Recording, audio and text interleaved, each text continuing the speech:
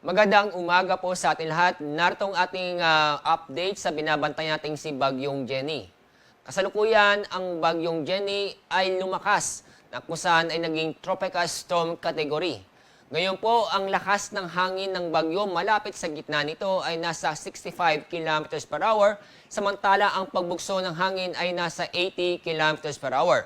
Kasalukuyan, nasa East Philippine Sea ang Bagyong Jenny, nasa layong 1,145 kilometers, silangan ng Central Luzon. Inaasahan pa rin natin ang bagyong ito ay kikilos palapit sa ating bansa o pakanluran sa bilis na 15 kilometers per hour. At narito ang ating forecast track ni Bagyong Jenny. At nyo makikita na inaasahan mo itong lalapit sa may bandang Taiwan at Batanes area.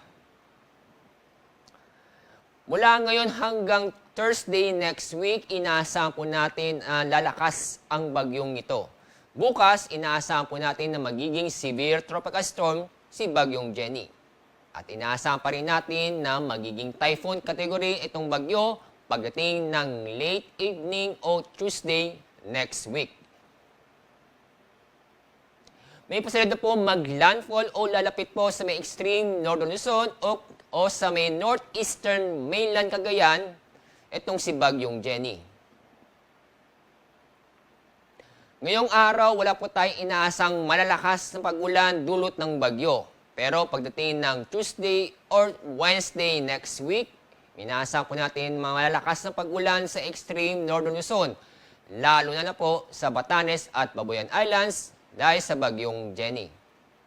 Makakaras pa rin tayo ng occasional rains dulot ng habagat o southwest monsoon sa western section ng southern Luzon at ng Visayas pagdating po ng Sunday o bukas po yan. Makakaras po tayo ng occasional rains dulot ng southwest monsoon. Ngayong araw, wala po nakataas na tropical cyclone wind signal sa bansa. Pero pagdating ng bukas o sa Monday, maaari po tayong mag-raise ng tropical cyclone wind signal sa extreme northern Luzon o maaari mapaaga, depende sa development o sa pagbabago ng forecast track ng Bagyong Jenny. Bukas, may inaasahan tayong pamisa-misang malalakas na hangin dulot ng habagat o southwest monsoon sa Palawan, Romblon, malaking bahagi ng Visayas at Dinagat Islands. Sa Monday next week, minaasahan pa rin tayo ng pamisa-misang malalakas na hangin sa malaking bahagi ng Mimaropa at ng Visayas at kasama rin ang Dinagat Islands.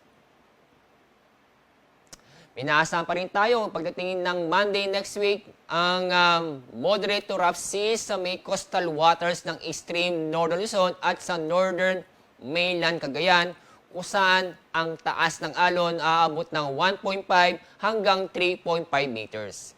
Kaya paalala po sa ating mga kabayan na mag-ingat pa rin tayo sa mga nabanggit na lugar dahil sa epekto ng Bagyong Jenny.